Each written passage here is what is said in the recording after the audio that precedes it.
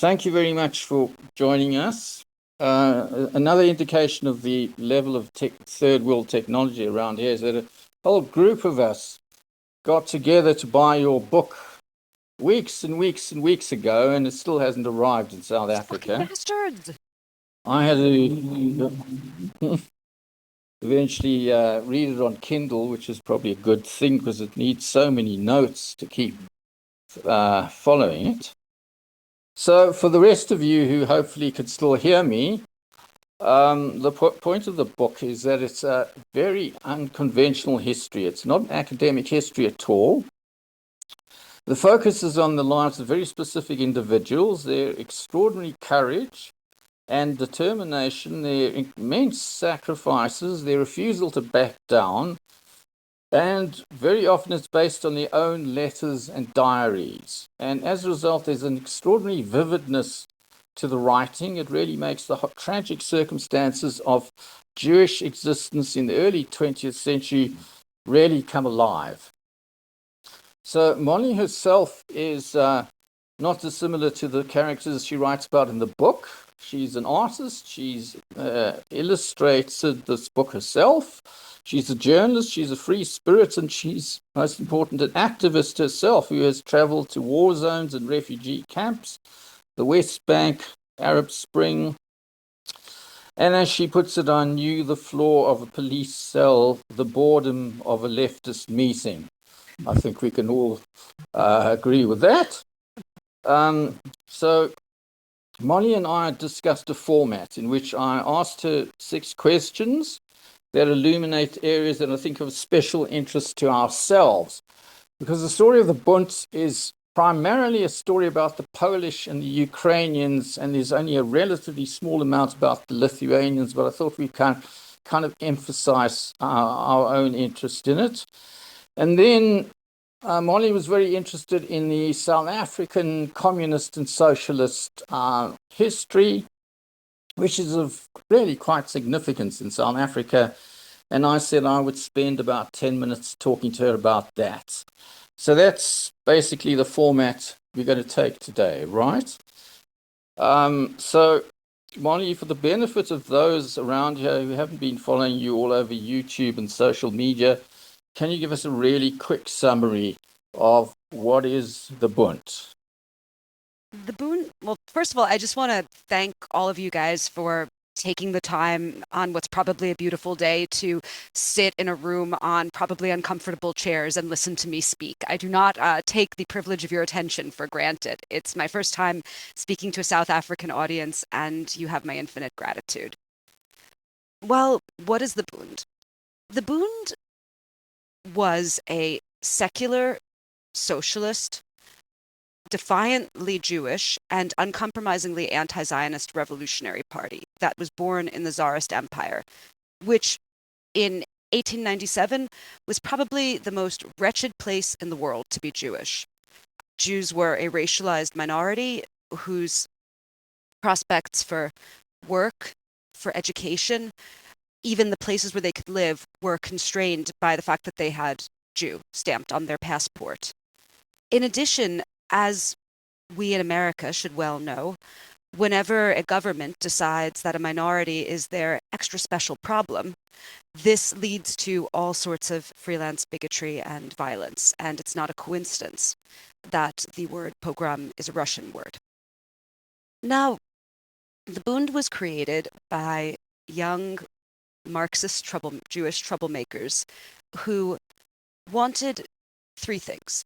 They wanted to overthrow the inbred autocracy that ran the Tsarist Empire, an autocracy so simple-minded that they squandered their country's money on little diamond eggs that opened up to little diamond birds in the midst of famines, a country so repressive that you would get sent to Siberia for having a book club. That's how Trotsky ended up there the first time. So they wanted to overthrow that autocracy. They also wanted to bring democratic socialism to the Russian Empire in alliance with all of the other many, many, many peoples of the Russian Empire. But in addition to these universalist goals, they specifically fought for the liberation of Jews within the Russian Empire. And to be a bit specific here, they really meant Eastern European Yiddish-speaking Jews. There were many other types of Jews in the Russian Empire: Bukharian Jews, Georgian Jews. Forgive me my parochialism. I'm using Jews to stand for Yiddish-speaking Jews like my family. I apologize. But they wanted the liberation and flourishing of Jews in the Tsarist Empire. They did not want to merely be tolerated like you tolerate a rock in your shoe. They wanted to have free and beautiful lives as equals in the land where they had lived for 1,000 years at that point.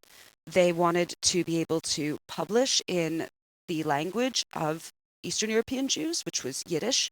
They wanted theaters and literature and the promotion of their own culture.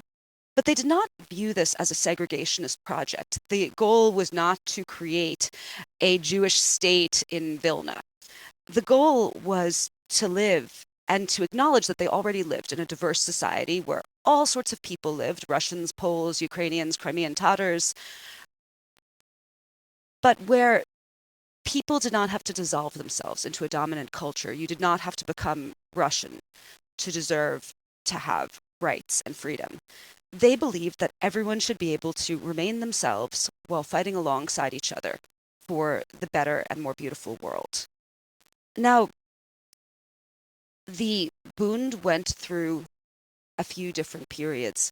They started as a banned revolutionary group in the Tsarist Empire. By 1903, they were the largest revolutionary group in the Tsarist Empire, dwarfing the rest of the Russian Social Democratic Labor Party, which was the party they helped found that would become the Mensheviks and the Bolsheviks and the Communist Party of the Soviet Union after many twists and turns, though without the Bund. They fought off pogroms, they educated shtetls, they smuggled underground newspapers in various languages. They fought for women's liberation, and not just liberation from the Tsarist government, but also from the suffocating religious laws that many Jewish communities, including the one that my great-grandfather was born in, came up in. They unionized sweatshops, organized strikes, beat off strikebreakers, and they fought on the barricades of the revolutions of 1905 and 1917. After they were booted from Russia by the Bolsheviks, and I know we'll get into that later because that's an area of interest for Irwin, they reconstituted in independent Poland, where they built a gorgeous, flourishing counterculture, a massive trade union movement, a fighting electoral program. By the end of the 1930s, they were the most popular Jewish party electorally in Poland, while defending all of it through the force of arms, through their militia. Does that give a good recap?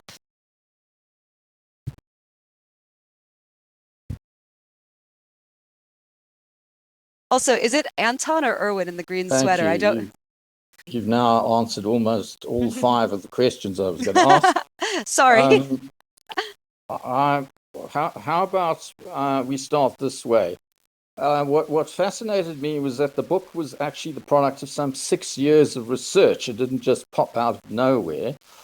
And as someone who has struggled and failed to learn Yiddish, I was enormously impressed that you forced yourself not only to learn Yiddish, but actually to read any number of handwritten documents scribbled in Yiddish, because you had to be able to read other people's private diaries and letters and so on.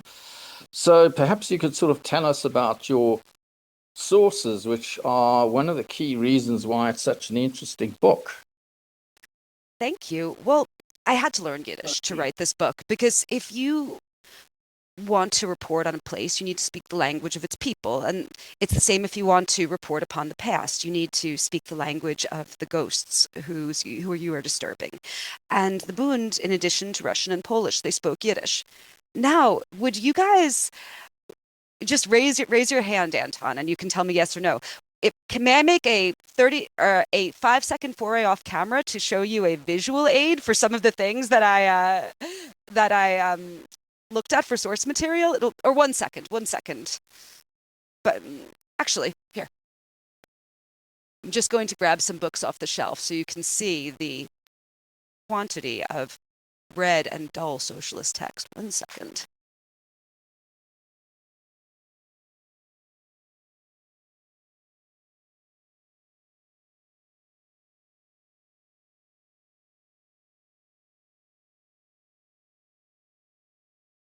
In order to write about the Bund, I had to learn Yiddish. I took 2 summers at YIVO, Institute for Eastern European Jewish History. These are like 6-week, 20-hour-a-week programs where very stern, older Yiddishists will make sure that they will haul your donkey brain through the language, no matter how slow and recalcitrant this brain is. And I just want to show you one of the sources that I translated. These are called the Geschichte von Bund. This is the official party history of the Bund in Yiddish. It is written in the stultifying prose stylings that all of us who do research in 20th century leftist history know all too well, by a guy named Eugene Hertz. And this was my starting point. This is basically the Bund's complete history from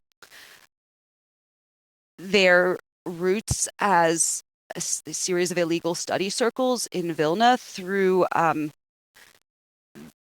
the end of the 1930s in Poland. After, I got done with a Geschichte, I started turning to Deures Bundesten, the biographical dictionaries of Bundists. And these are amazing because typically biographical dictionaries, they have like the great men, right? It's like such and such, chairman of such and such party conference. Whereas Deures Bundesten is very different because they focus on what are called in Yiddish the tuers. A tuer is a doer. And a doer, as opposed to a bloviator, is the person who smuggles pamphlets or hectographs pamphlets with their hand, or who goes into small town factories and unionizes them. And in my book, I was much more concerned with the doers than the bloviators. In addition to the Deures Bundesten, as you were saying, I looked at many, many, many memoirs. Some of these memoirs were in Yiddish, some of them were in English, some of them were in Polish, and I had a Polish research assistant to help me with those. And my goal was, I feel like so many histories of revolutionary movements are written as the series of like what was said at conferences. And okay, it's important what is said at conferences. It is important what is in pamphlets. But anyone who has actually ever been in a movement knows that in many ways that's the smallest part of revolutionary life, right? The things that actually bind movements together are friendships, love, suffering, the experience of marching together in the street, right? The experience of waiting outside a jail cell to give someone cigarettes, the experience, the thrill it feels when you convince a stranger of something, the affairs, the grudges, the beefs, the time where someone is really mad at someone else for sleeping with their girlfriend, but they don't say they're mad at that person for sleeping with their girlfriend. They say they're mad at that person because that person is an imperialist. You know, we all know, all of us who have been in movements, how much is beneath the surface of the water and how much that little sliver of the official proclamation is just the tiniest tip of the iceberg. And so I really, really looked at people's memoirs, at family archives, translated letters. I did decode handwritten Yiddish for my great-grandfather's letters with Isaac Bathsheba Singer. Yiddish, they never really standardized the handwriting, so you have to like make a key for any particular person's handwriting. It's miserable to decode it. And I looked at Russian secret police reports. I looked at the memoirs of not just Bundists, but like their party comrades, like Zygmunt Zaremba, who was a leader in the Polish Socialist Party. And also, and I think this is very important, I looked at things written by the Bund's enemies, because you can't trust any movement to tell its own history completely. We all know. So I read stuff by people like Nikolai Sukhanov, who wrote, I think, the best chronicle of the February Revolution, who knew a lot of Bundists, but would become, Bolshevik and is like quite critical. I translated a lot of stuff by Zionists critiquing Bundists and being assholes about it. I read stuff by like ex-Bundists like Moshe Rafis, who became a member of the Jewish section of the Communist Party and would denounce his old friends as spies. I really wanted like a full 360 view. And then finally, I looked a lot at the contemporary press, um, which, some of it was like the Yiddish-language press forward, which reported on everything. Some of it was just like obvious, like New York Times, AP Wire. The If you want to know the impoverishment of our contemporary print media landscape, know that in 1904, the Brooklyn Eagle was sending correspondence to Eastern Europe. This is the sort of money that print journalism once had. Also, I looked at stuff like I looked at the Black press in New York to see what Black American activists were thinking about the Russian Revolution or about the pogroms. And I found fascinating insights that were way more interesting and critical than anything that was written in like the white mainstream press. And finally, I went to the places I was writing about. I went to Poland. I went to Lithuania. I went to Latvia, and I went to Ukraine during the Russian invasion. And in a lot of these places, the physical architecture no longer exists. It was all bulldozed and destroyed during the war. But I still wanted to see like what kind of wildflowers grew there, what the air felt like. I wanted to write this book not just about ideas, but about revolutionaries as people with bodies. And to do that, I needed to go to the places where they lived. One sec. Go ahead. Great, thank you. I mean, that's exactly why the book is so incredibly vivid. It's just those amazing stories, personal stories, and so on. So as I mentioned to you, most South African Jews are descended from Litvak stock. A small minority are from the distinguished southern part of Lithuania, like Vilna, such as my own family, and the rest of them all came from little shtetls in the north. Nonetheless, the important thing is that the Bund actually started in Lithuania, and maybe they'd be glad to hear why it started there. Oops. Well, as I'm sure that a lot of you guys know, Vilna was a major center of Jewish thought, of religious thought, right? About the Vilna Gaon, but also of political and intellectual thoughts. It was called the Jerusalem of the Lithuania. And the Bund was started by young Jews, a lot of them from very Russianized backgrounds. These were not like Yiddish-speaking shtetl Jews, by and large, who were living in this like very like thriving Jewish center with all sorts of different currents of thought, of the Haskalah, which is the Jewish Enlightenment, of different religious tendencies, whether Hasidic, the Misnagadim, which is the like anti-Hasidic, like stop being so ecstatic, go study books type of religious orthodoxy, and who also, were sometimes getting study abroad scholarships and being introduced to Marxism in Western Europe. And I think it was just the richness of Vilna as an intellectual center that led to all of these young people coming together. And the youth that founded the Bund, I profile a couple, which is Arkady and Patty Kremer, sort of like the founding, mother and father of the group. The sort of differences in their circumstances and how they came to the revolution, I think, provide an interesting portrait of like, revolutionary Litvak youth. Patty comes from a super rich family. Arkady comes from a dirt poor family. Patty is a young woman who, like many revolutionaries, cannot reconcile herself to the injustices of the world. One of her first forays into this sort of rebellion is that she learns that the daughter of a woman who sells her family sauerkraut has never been taught how to read, and she literally stows away on a train with a blackboard and chalk so that she could track this girl down to her sweatshop and teach her how to read. It turns out the girl's not interested. But that's the sort of like missionary impulse she has.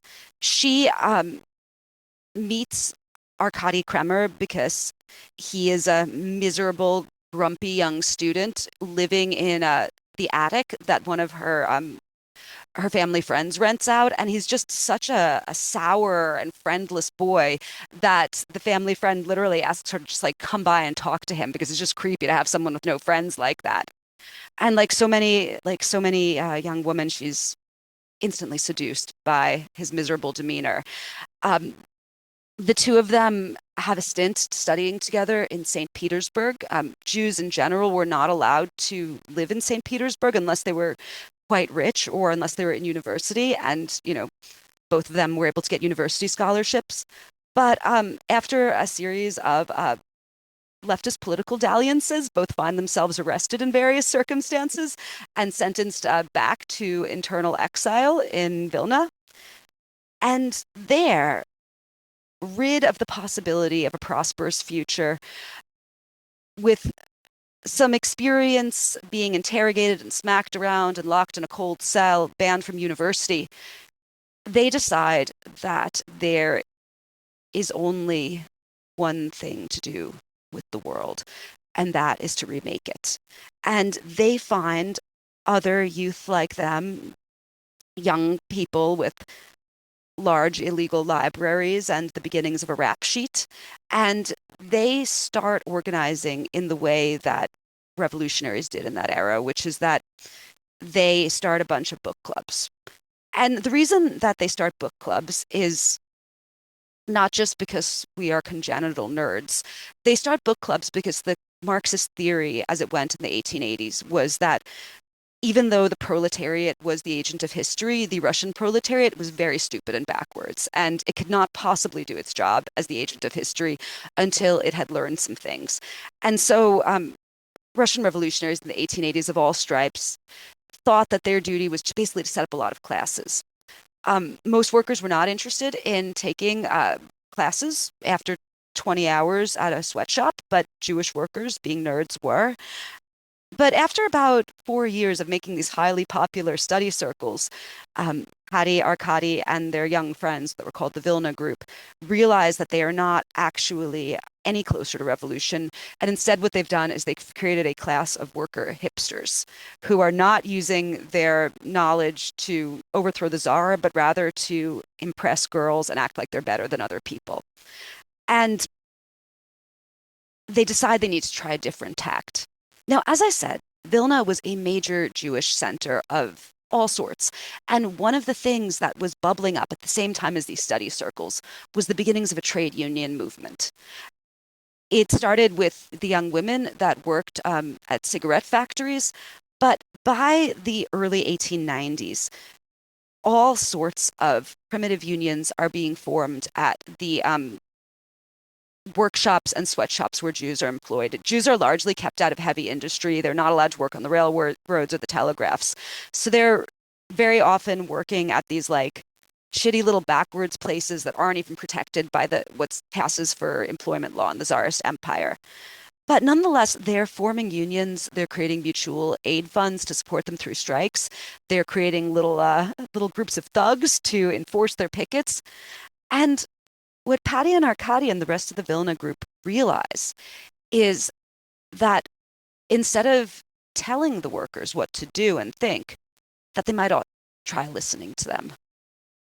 And this turn is what sets in motion the Bund's explosive growth. The young radical intellectuals, they go to the workers, they see how they can help them, whether by, networking unions together across cities, whether by connecting them to supporters abroad who can support their strikes, or whether by using whatever knowledge they have of Tsarist employment law to help them win legally. And in doing this, they make another realization. When Patty and Arkady and their friends in the Vilna Group started organizing, they thought what we need to do is we need to teach these Jewish Yiddish-speaking workers Russian, because how are they going to read any important books if they don't know Russian? But when they took their turn to trade union organizing, they realized that they could just organize in Yiddish, which is the language that those workers spoke. And from that route, the Vilna group exploded until it was what Yuri Plekhanov called the vanguard of the Russian proletariat. And the Vilna group will be the seed that becomes Bund.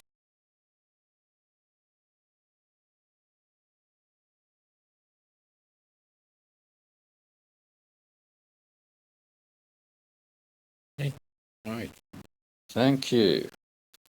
So one of the intriguing moments is October 1917, the Russian Revolution. The way you put it, in October 1917, the Bund are right there at the very center of the October Revolution. Lenin, on the other hand, excuse me, the ultimate victor, is nowhere to be seen. He's not even in the same country. And so there's a series of tragic mistakes that cause the Bund to be pushed out of history, and Lenin, who is sort of the Darth Vader of your book. I mean, though he's right, I don't want to. Yes. So perhaps you can explain that. Well, Lenin and the Bund have a long history that does not start with the October Revolution. Lenin's first encounter with Bundist thought comes while he is still a young revolutionary in St. Petersburg, organizing workers with Yuli Martov. And he gets a pamphlet by the Bund's founder, Arkady Kremer, that is... oh my God, why am I blanking? You see, this is what happens. Your brain, it's like a sieve. On agitation. He gets a pamphlet by Arkady Kremer called On Agitation. That is a practical how-to guide to go from organizing workers economically to having a revolution. And Lenin, in What Is to Be Done, will call this like the de rigueur pamphlet for organizers of his generation. Like it is a how-to book that he respects. But he really comes into proximity to the Bundists in the first years of the 20th century, when all of them are living in these colonies of exiled Russian revolutionaries in, London and Switzerland and Paris. It's an archipelago of the radical Russian Empire diaspora that I call exile land in my book. And in exile land, Lenin and the Bundists do not like each other. Lenin has a vision for a party that I'm sure a lot of you guys know, which is, highly centralized, highly disciplined, professional cadre rather than, like a mass organization of supporters. Whereas the Bund's vision of the Russian Social Democratic Party, a party that they helped found, is much more like a federated and decentralized party that will have sort of different autonomous groups for the different ethnic groups or linguistic groups in the Tsarist Empire. We can argue about which was a better and more efficient way to overthrow the Tsar, but I think that part of the reason that the Bund was so insistent on their autonomy as a Jewish group was that they really, really disliked Lenin. And when you read the memoirs of people like Vladimir Lenin, he has this portrait of him where he says, he resembled a crafty Russian grain merchant. He looked at you sideways through his eyes with a sly smile as if he's not telling the truth. I mean, they just pegged him as a dictator in waiting. And Lenin, if you know anything about his behavior, in the radical diasporic circles, was he was a real like dictator of the book club sort, just someone who was like constantly pushing people out of like the little newspapers he was working on because of minor disagreements, using like parliamentary skullduggery to crush this faction or that. All of these skills that would later be very useful for creating Soviet Russia really were honed in very small debate clubs in student colonies in Switzerland. The Lenin, and along with Trotsky and Martov, both of whom were his allies at the time, successfully bullies the Bund out of the Russian Social Democratic Labor Party in 1903 over questions that essentially have to do with the Bund's autonomy, but are kind of too picayune and also too bad faith for me to really get in this now. And they hate him ever since. They truly hate him in their hearts. When the February Revolution kicks off, when the working women of Petrograd take to the street on International Women's Day and set in motion the chain of protests that will boot the Tsar from his throne, the Bund is probably at one of the weakest points in their organization. And this is because the Pale of Settlement, which is the Bund's heartland, right? That's the area to which Yiddish-speaking Jews were confined, is also the front lines of World War I. And by March 1917, many of the Bund's major population centers are behind German and Austrian lines. They have been cut off from Vilna, they've been cut off from Warsaw, from Lublin, from Łódź, and they really are like this rump organization inside Russia. In addition, because laws kept Jewish workers from living in St. Petersburg, now Petrograd, and Moscow, there was not a Jewish proletariat in those cities. The Bundist chapter in Petrograd was essentially like a debate club for well-off and lefty professionals, because that's who had enough money to be allowed to live in Petrograd as a Jew. However, you have Bundists who are simultaneously major figures in the Menshevik Party. And these people will help found the executive committee of the Petrograd Soviet, thinking like Henrik Ehrlich here, and will become dominant figures on the Petrograd Soviet. Thinking of Mark Lieber. However, and this is where I'm probably the most scathing about the Bund in my book, the Bund decided, for a variety of asinine reasons, that what they really needed to do was that Russia needed to continue fighting World War I. Now, why would the Bund, our heroes, believe in something so asinine and stupid, right? And the answer is that they were huffing Marxist theory too hard. Basically, they had bought into this conception of the Marxist, progression of history, where you could only have a proletarian revolution if you were like here on like the little line graph of historical development. Russia was over here. And if you were over here on the line graph of historical development, you had to have a bourgeois democracy to get over here, so then proletarian revolution. And so because you were here, socialists couldn't seize power because the line graph, and they had to support the bourgeois government, and the bourgeois thugs that were in the government wanted to continue this idiotic meat grinder war, which had already claimed the lives of 2 million Russian subjects. So they had a few other reasons too. One of them was that, as I said, a lot of like their comrades were currently behind German lines right now, some of them being put into concentration camps or do forced labor brigades. That was a little more understandable. In addition, there was like the typical respectability politics of inexperienced political people, where suddenly, they're involved in what they think is like the great revolutionary democracy, and the other respectable democratic countries, the advanced countries like France and England, told them that if they wanted to join the club of advanced democracies, they couldn't betray their treaty obligations. They had to continue the stupid motherfucking war.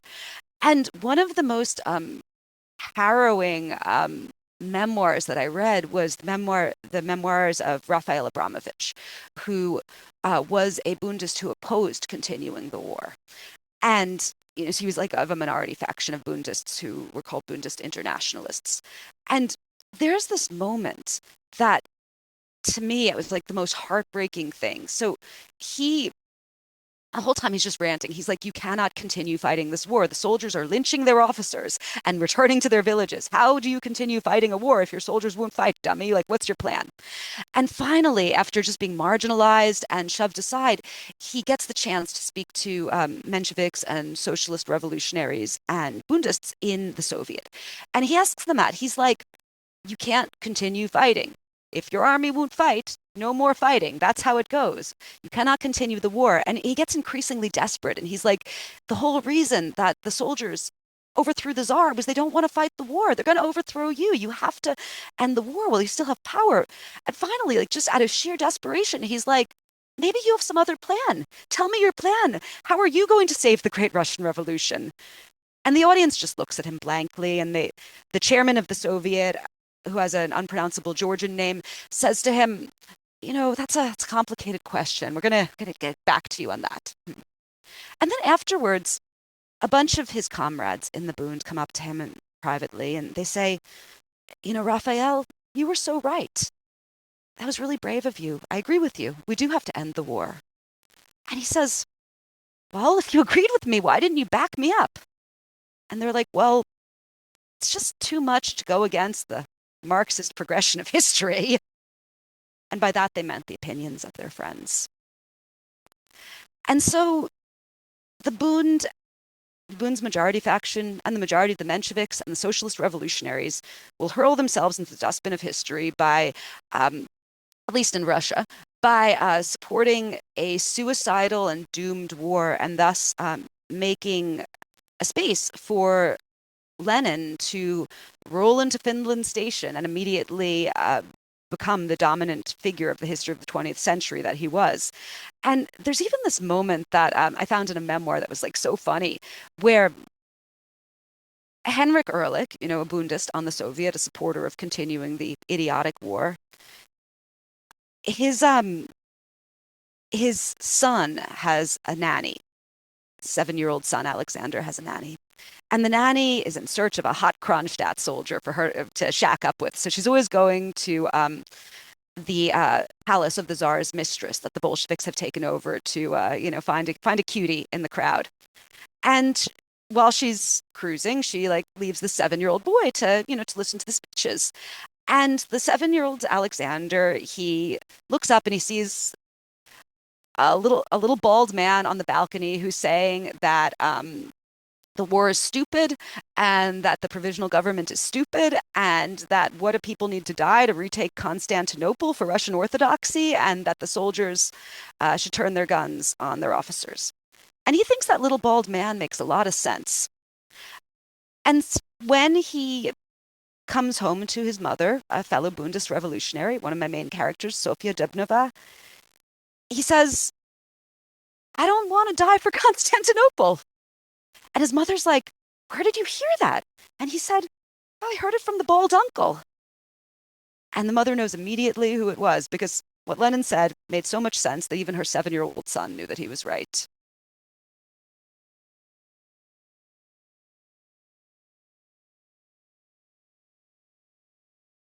One second. There we are. Go. Right. Thank you.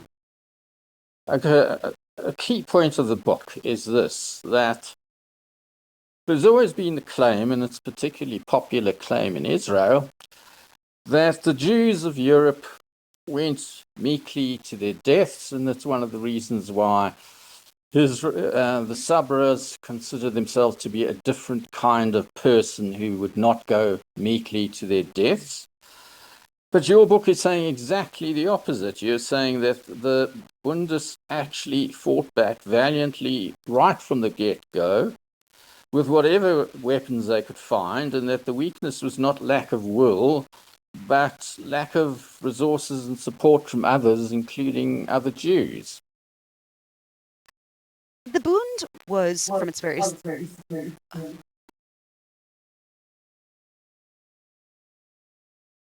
The Bund was from its very start an armed organization. It organized armed groups to fight pogroms. It was the king of barricade fighting in 1905, in the industrial cities like Łódź and Białystok. And in interwar Poland, which is really the Bund's high point. I said dustbin of history. That's not exactly true. The verdict of Trotsky's verdict of the dustbin was premature. The Bund reconstitutes in Poland after the Bolshevik Revolution and their subsequent banning inside Soviet Russia. And in Poland, they fight for their right to live in this country. They do it culturally with their network of schools, of theaters, they have a sanatorium that's run on like Montessori principles for slum kids at risk for tuberculosis with their incredible union movement. But they also fight with guns. One of the characters that I focused on was this scar-faced bruiser dude named Bernard Goldstein, who's the founder of the Warsaw Self-Defense Militia. Now, the Bund had many enemies inside interwar Poland. They beefed a lot with communists, who had the social fascism doctrine, the doctrine that socialist groups were worse than real fascists. But also they beefed a lot with the mafia, with bosses, landlords, but primarily and most importantly, they beefed with Polish nationalists. And that was because interwar Poland was a really racist place. It was really racist. And there was a major Polish political party, one of the most powerful in the country, called the National Democratic Party, the NDEX, that believed that Jews were a cancer upon the body politics, and that the only way that Poland would ever be prosperous was that if they stole all of the things belonging to their 3.3 million Jewish citizens and deported them all to either Madagascar or to Palestine. And the Polish government imposed racial segregation in universities. They imposed special taxes and boycotts to destroy Jewish little artisans and people who had shoe stalls and stuff. I mean, this was backed by the Catholic Church as well. They funded terrorist youth groups that would rampage through Jewish neighborhoods, destroying and beating and sometimes killing. And they put Jewish communists and socialists in concentration camps sometimes. And they had a huge campaign of just incitement and propaganda against the Jewish citizens of Poland. And after 1935, when Joseph Pilsudski, the daddy of modern Poland, died, the people who took over from him were a quartet of empty-headed military men with a bunch of medals and big square jaws and nothing between the ears. And these brainless colonels, they were called, the colonels, really decided that what was going to make Poland rich and free was mass deportation of 3.3 million Jews and imposing Nuremberg-style laws against them. And they spent the 4 years before the Nazi invasion prancing around the world trying to persuade England and France to let them deport all of their Jews to their colonies. And so Bundists fought back. They fought back with guns, with brass knuckles, with bombs, with general strikes, with every single tool that they could. And they did not just fight back for the preservation of life. They also fought back because they believed that to defend yourself was an assertion of dignity, that it was a way of reconstituting yourself from the submission that had been forced on you through so much oppression. It was a very almost like Jean-Paul Sartre in the introduction of Wretched of the Earth type conception of self-reconstitution through violence. And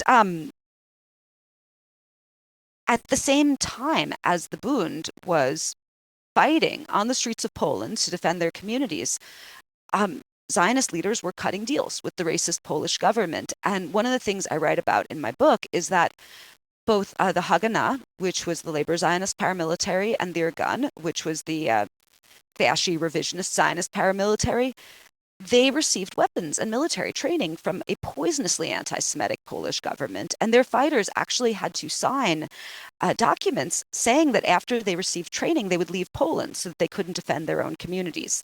These weapons and this training was exclusively to be used in oppressing Palestinians. It was not to be used to defend Polish Jews.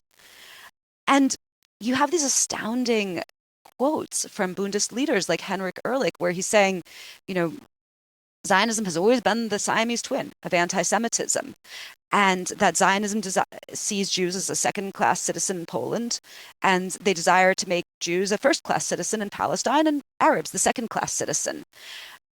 And the Bund's fervent defense of the Jewish community went hand in hand with anti-Zionism. They truly believed that Jews had a right to live in the land that they were born, and that no one had a right to tell them that they were foreigners or guests or strangers or an impurity, and they would fight for their place in that land. Now, in 1939, the Bund swept the Polish municipal elections. They were the most popular Jewish party in Poland, electorally by far. And the Nazis invaded on September 1st that year. When the Nazis invaded, the square-jawed Polish colonels who had promised a blood-and-soil ethno-state did what that type often does, and they fled immediately. They fled the country with the country's entire gold reserves into Romania and abandoned Warsaw. But Bundists and Polish socialists united to defend the city of Warsaw together, fighting on the barricades. They were fighting panzer tanks with Molotovs and sticks. They were putting out German incendiary bombs with buckets of sand. They held off the Germans longer than the entire country of Poland. And that was Bundists and Polish socialists and just the working class of Warsaw together that did that. But of course, Warsaw did fall in large part because France and England did not obey their treaty obligations, and they pretended that they hadn't signed a bunch of mutual defense pacts. Warsaw fell. And Bundists urged resistance from the first moments of the Nazi occupation to the last. When the Germans demanded that Jews go into the ghetto in Warsaw, the Bundist councilman Arthur Ziegelboim spoke to a crowd of 10,000 people, and he urged them to resist going into a ghetto with their hands if necessary. Inside the ghetto, Bundists organized networks of cultural, spiritual survival, of information sharing. Their newspapers were distributed around the country.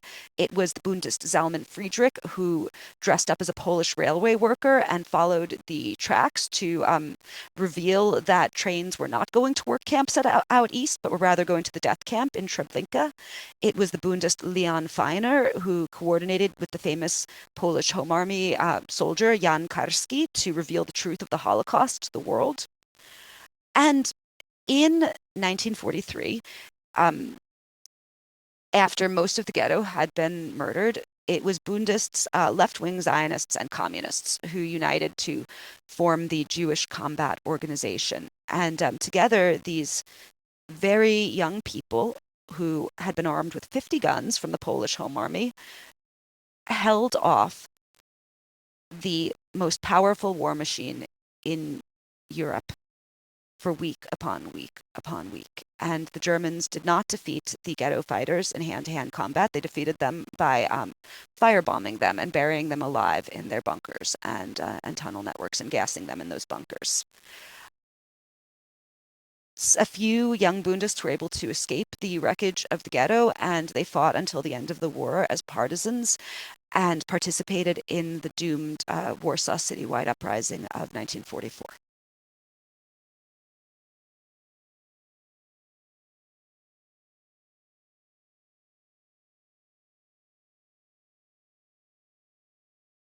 Comments or what? Huh? Open. What is he saying? Finish it.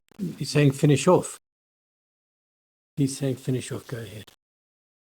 No openings to go. No questions. Okay. I think we just have time for perhaps one question from each end, one from Joburg, one from Cape Town. Is that possible? Anyone here in Joburg? Question? Only in Yiddish? I didn't learn to speak it. I just learned to read it, man. You can't do this to me.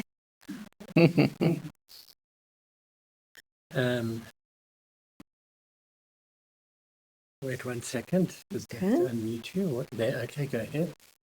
Thank you, Molly. I've been waiting for this for a long time. I'm also part of the group that have bought the book, and we're going to be reading the book together in a group. And I just wondered if you could tell us how you think we should read it. How should we break up the book? Because a lot of the chapters are very short, so we can't go chapter by chapter.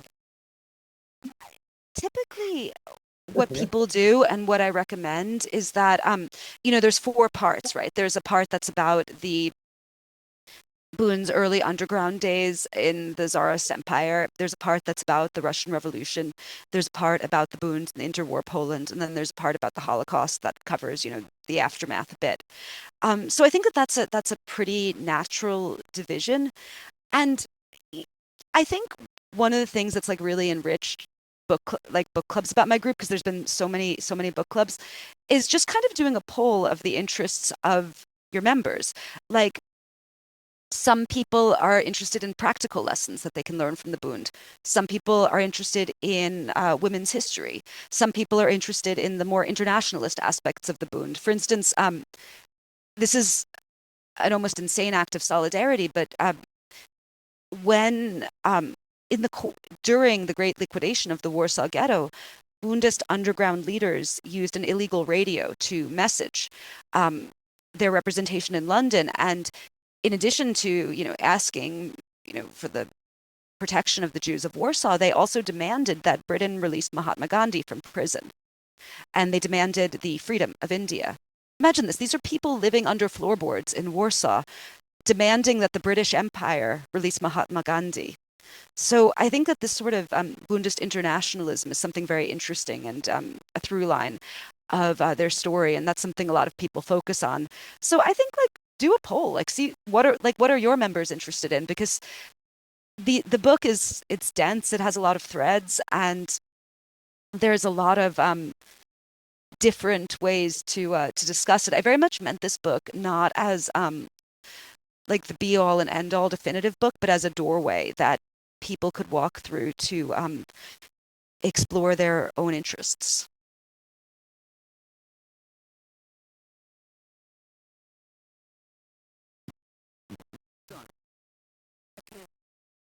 Could you comment on the Chernovitz Great. Conference of I 1908? think that's what we've got. Thank you very much indeed, Molly. I should mention that John Foster, who was the former Prime Minister of this country, once very famously remarked, "Not all Jews are communists, but all communists are Jews." He was ahead of his time. That is a really wonderful and fascinating recapturing of a lost history. It's a terrific book. When it eventually arrives in this country, I urge as many of you as possible to read it. And thank you so much for being with us. And you can now pay attention to the World Cup, which is starting shortly in your own city. Thank you so much. I was absolutely honored to speak to you guys, and truly, I'm so grateful also that that you're reading my book, that my book is being brought to South Africa, and thank you.